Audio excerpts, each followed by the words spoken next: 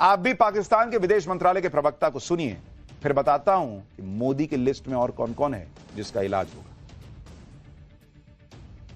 We considered the Pakistan-specific reference in the Indo-US joint statement of 13 February 2025 as one-sided, misleading, and contrary to diplomatic norms. We are surprised that the reference has been added to the joint statement, notwithstanding Pakistan's counter-terrorism cooperation with the United States.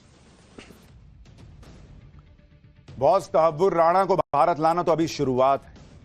अभी तो PM Modi Trump को एक लंबी list सौंप कर आए कि जरा इन गुनहगारों का भी हिसाब होना चाहिए।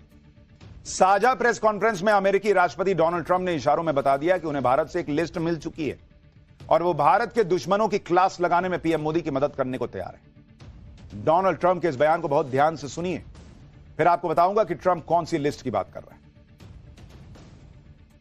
Well, I don't think India had a very good relationship with the Biden administration, and a lot of things happened that weren't very appropriate, I thought, between India and the administration, the Biden administration. But as you said, we're giving a very violent man, it seems to me. I mean, I don't know that he's been convicted yet or will be, but let's assume he's a pretty violent person. We're giving him back to India immediately, and there are more to follow because we have quite a few requests. So we work with India on crime, and we want to make it good for India, and it's very important. So that kind of a relationship is very important to us. यानी Donald Trump कह रहे हैं कि हमें भारत से एक list मिल चुकी है और वो कह रहे हैं हम सब लोगों को भारत को सौंप देंगे बॉस, क्योंकि हमको भारत से अच्छे संबंध चाहिए। यानी जैसे भारत ने तहव्वुर राणा को सौंपने के लिए अमेरिका को कहा, वैसे ही भारत ने और लोगों की भी लिस्ट बना के दे दी। अब सवाल है कि लिस्ट में और कौन कौन है। क्या इस लिस्ट में भारत के खिलाफ अमेरिका में काम करने वाले डीप स्टेट के एजेंट्स हैं? क्या इस लिस्ट में जॉर्ज सोरोस का भी नाम है? क्या इस लिस्ट में उन संस्थाओं का नाम है जो भारत के खिलाफ एजेंडा चलाती है? क्या इस लिस्ट में खालिस्तानी आतंकी गुरपतवंत सिंह पन्नू का भी नाम है? और कुछ लोग तो सोशल मीडिया पे यह दावा कर रहे हैं कि नरेंद्र मोदी सरकार को एक ऐसी लिस्ट भी मिली है जिसमें डीप स्टेट के पैसे पर अपनी कलम चलाने वाले, अपनी जुबान चलाने वाले पत्रकारों के नाम भी। अब ये सोशल मीडिया पे दावा है, हमारे पास इसकी खबर नहीं है, लेकिन लोग लिख रहे हैं कि वो सब भी अब जो है एक्सपोज होने वाले हैं। इस लिस्ट में डीप स्टेट के एजेंट्स का नाम तो जरूर होगा, क्योंकि पीएम मोदी भारत के खिलाफ साजिश करने वालों को छोड़ने वाले नहीं। इसलिए आप देखिए कि जब पीएम मोदी अमेरिका पहुंचे तो उन्होंने सबसे पहले अमेरिका की नेशनल इंटेलिजेंस की डायरेक्टर तुलसी गबार्ड से मुलाकात की। तुलसी गबार्ड वो नेता हैं जो डीप स्टेट के खिलाफ योद्धा की तरह लड़ती रही है और वो काउंटर टेररिज्म, साइबर सिक्योरिटी, तमाम संभावित खतरे और इंटेलिजेंस को लेकर शेयरिंग की बात कर रही। और इसलिए इस मुलाकात में भी संकेत मिल गया था कि भारत विरोधियों को छोड़ने के मूड में नहीं है मोदी। पीएम मोदी और ट्रंप की मुलाकात को जो इंपैक्ट दिख रहा है, उसने अमेरिका में छिपे बैठे खालिस्तानी आतंकी पन्नू की भी टेंशन बढ़ा दी होगी, जो भारत के खिलाफ जहर उगलने में कोई कसर नहीं छोड़ता। पन्नू का नाम भी भारत की तरफ से तैयार आतंकियों के वांटेड लिस्ट में। अमेरिका में रहने वाला पन्नू गैरकानूनी संस्था सिख फॉर जस्टिस का अहम सदस्य है। पन्नू सीमा पार और विदेशी धरती से आतंकवाद की विभिन्न घटनाओं में शामिल है। पन्नू भारत विरोधी गतिविधियों और खालिस्तान मूवमेंट में शामिल है और पंजाब में आतंकवाद को फिर से जिंदा करने की साजिश रच रहा है। पन्नू कई बार भारत में आतंकी हमले की धमकी दे चुका है। पिछले दिनों पन्नू ने भारत में चल रहे महाकुंभ में भी आतंकी हमले की धमकी दी थी।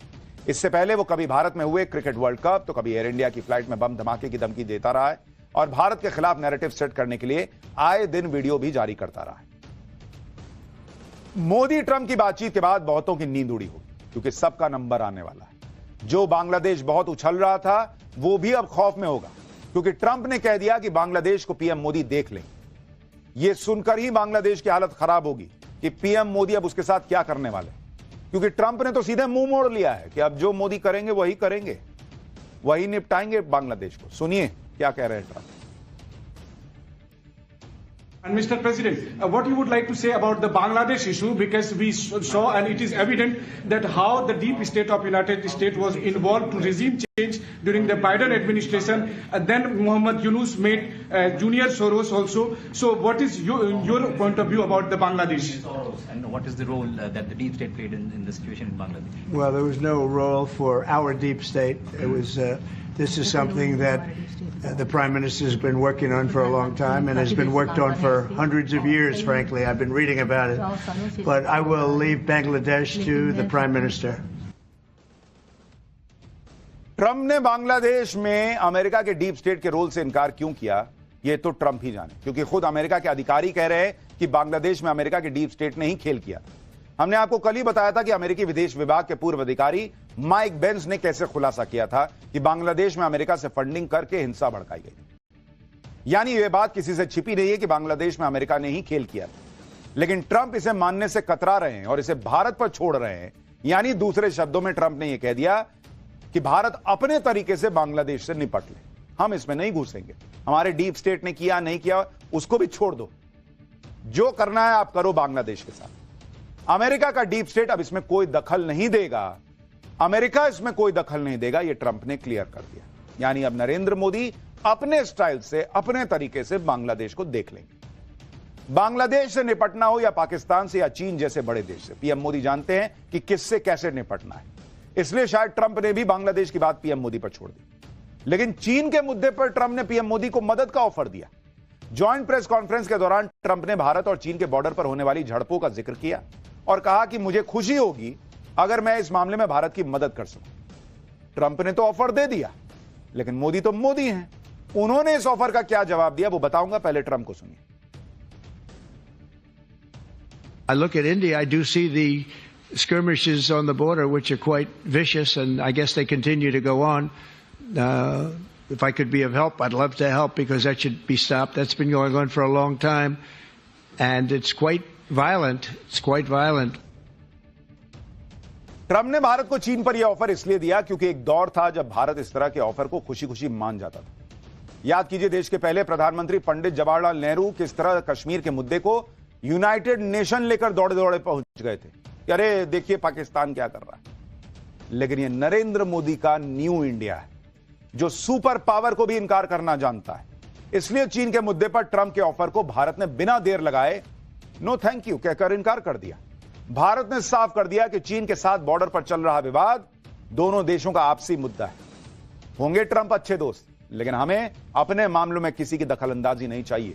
यह है मोदी का नया भारत। इसमें किसी तीसरे के दखल की कोई गुंजाइश नहीं होती। यानी मुंह पर मोदी सरकार ने कह दिया कि थैंक यू दोस्त, तुमने ऑफर दिया, लेकिन नो थैंक यू, हम चीन को देख लेंगे। यानी डिप्लोमेसी के लेवल पर तो पीएम मोदी ने मामला सेट कर दिया।